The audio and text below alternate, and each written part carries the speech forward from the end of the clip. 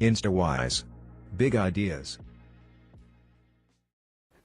I think we need to know these things partly because they have policy implications. First of all, you need to know them for your own life, because you got to know that there are differences in intelligence. It's really important. If you go into a job and you're not smart enough for that job, you're going to have one bloody miserable time.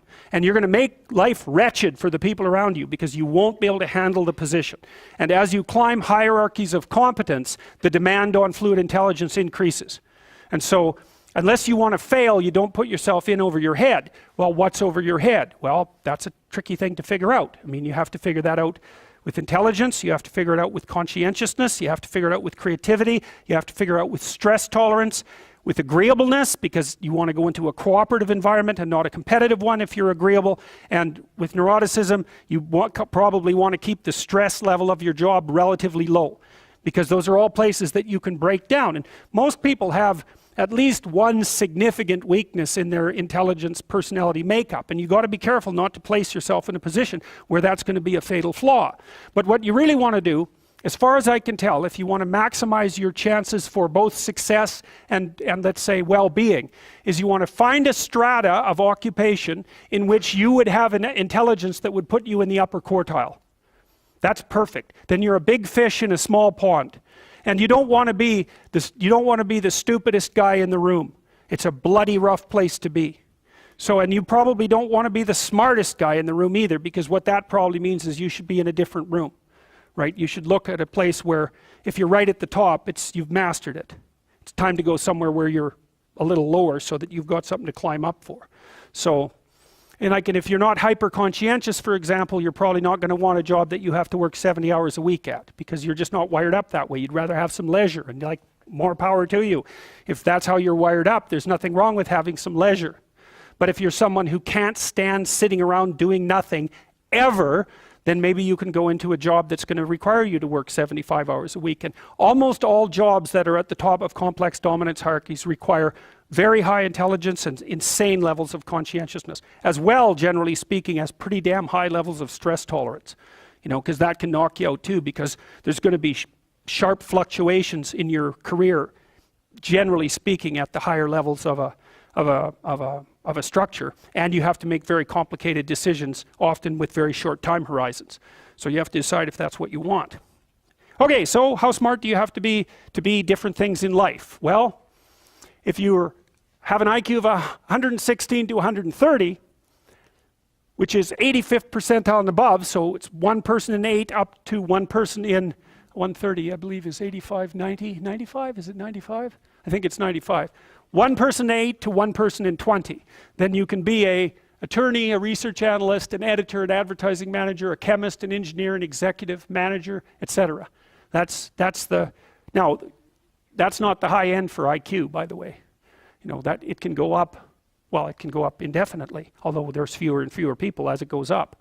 So if you want to be the best at what you're doing, bar none, then having an IQ of above 145 is a necessity, and maybe you're pushing 160 in some situations, and maybe that's making you one person in 10,000 or even one person in 100,000.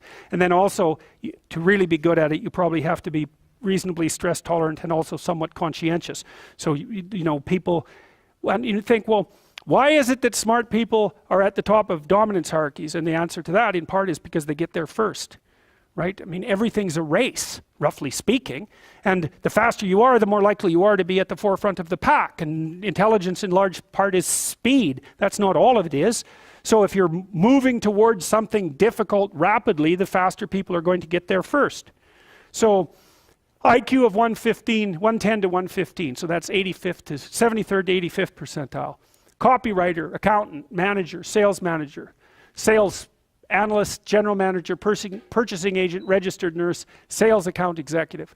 If you look at universities, the smartest people they're above this. Who are the smartest people at university? What do you think? Mathematicians, physicists and mathematicians, right. I could tell you who's on the other end, but I won't. Yeah, I'd like to though. Anyways, okay.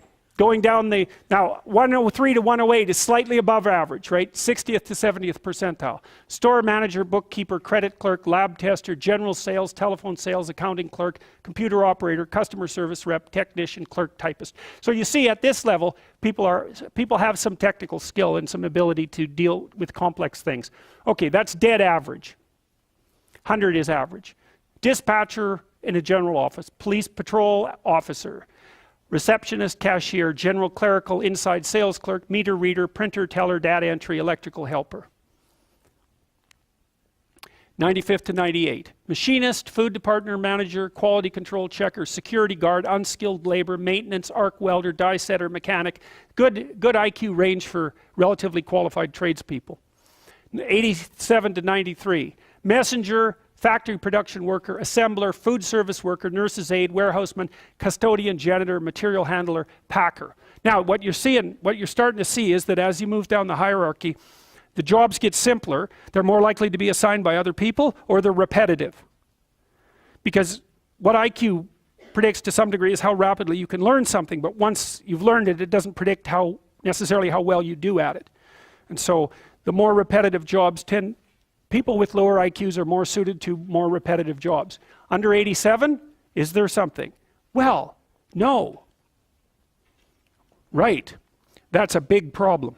And it's something our society has not addressed at all.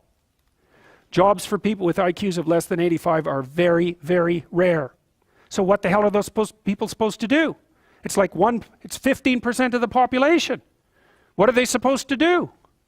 Well, we better figure it out, because one of the things that's happening too is that as the high IQ tech geeks get a hold of the world, the demand for cognitive power is increasing, not decreasing, right? You want to be a teller? Well, you know, those checkout machines, they're not so simple. You want to work at McDonald's? You think that's a simple job? You don't see robots working at McDonald's. And the reason for that is that what McDonald's workers do is too complex for robots to do. So this is a discussion that no one wants to have, but that's okay. It's still a problem, and it has to be dealt with. So the US government, I think I told you this at one point already, it's illegal to induct anyone into the US Army if they have an IQ of less than 83, right? It's about 10% of the population. Because the US Army, and they've been doing IQ testing since IQ testing began, because they want everybody they can possibly get into the Army, because in peacetime, they use it as a way of moving people up the socioeconomic ladder, and in wartime, well, obviously, you need as many soldiers as you can get your hands on. And so you're not going to be any pickier than you have to be. So when the US Army says it's illegal to induct anybody into the armed forces if they have an IQ of less than 83, then you know that they've done it for absolute necessity. Right? And when people have made a finding that contradicts what they want to hear, and they're doing it out of absolute necessity, you can be reasonably true that it's one of those facts that just won't bloody well go away. And so you might think, well, if there's nothing for someone with an IQ of less than 83 to do in the Army, what makes you think that there's something that they can do in the general population? And then the issue is, you know, because the conservatives will say, well, they should just work harder. It's like, sorry, that ain't going to fly. And the liberals will say, well, there's no difference between people anyhow, and you can just train people to do everything. And that's wrong. So they're both wrong, and they're seriously wrong. And the fact that neither side of the political perspective will take a good, cold, hard look at this problem means that we're going to increasingly have a structural problem in our societies, because we're complexifying everything so rapidly that you can't find employment unless you're intelligent. You guys are really going to face this, you know. Lawyers are disappearing like mad. And the reason for that is, you can look it up online. Increasingly, you can do things yourself if you're smart. And so, like, the working class people have been wiped out pretty nicely over the last 30 years by automation and various other things. It's the low end of the white collar class that's coming up next. So I'm not saying that lawyers are in the low end, but low end lawyers are in the low end of the white collar class. So there's still going to be plenty of positions for people who are creative and fast on their feet and super smart. In fact, those people are going to have all the money, and that's already happening to a great degree. You know, because if you're smart and you can use a computer, you're so smart it's just absolutely unbelievable, right? And if you can't use a computer, and lots of people, and I don't mean, you know, you can open Word. That isn't what I mean. I mean you can program, and if you can't program, well, you're right at the next end. So If you haven't got that with you, you're going to be left behind.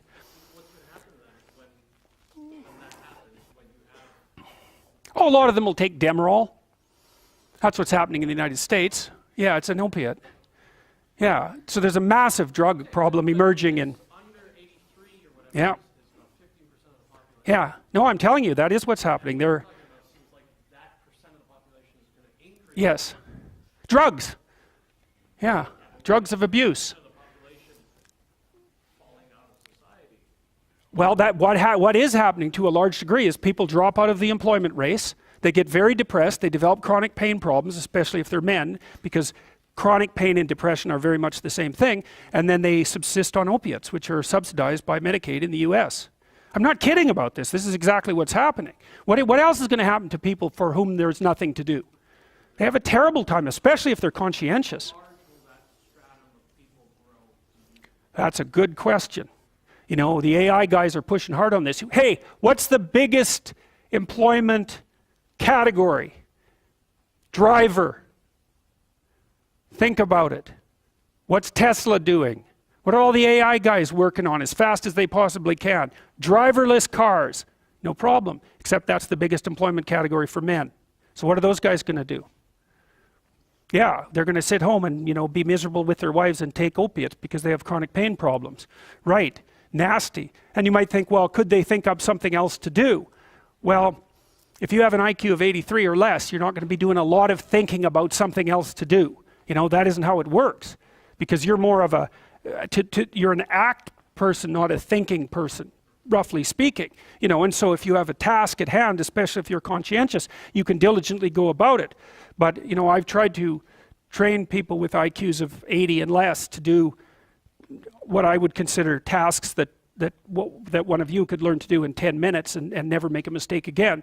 And it's like tens of hours with bare minimum mastery of the tasks. So, yeah, it's an ugly situation, no doubt about it. If you like this video, I recommend you to read this book.